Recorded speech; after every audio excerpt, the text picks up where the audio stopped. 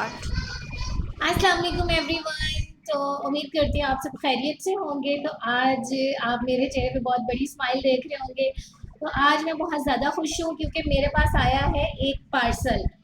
तो ये आप पार्सल देख सकते हैं, नूर ऑर्गेनिक्स की तरफ से मुझे ये मिला है और इसमें हम खोल के देखते हैं कि क्या लिखा है। आप लोग भी बताइएगा क्या लिखा है।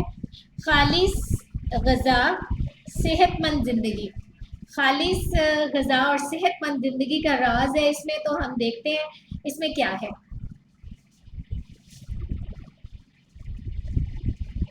वाह माशाल्लाह, ये देखें माशाल्लाह जी, देसी घी है ये और ये बिल्कुल ऑर्गेनिक है।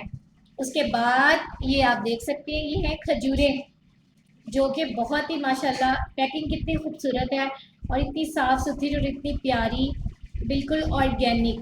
और यहाँ पर है हमारे पास चने, तो ये चने भी बिल्कुल ऑर्गेनिक है, ये देखें आप।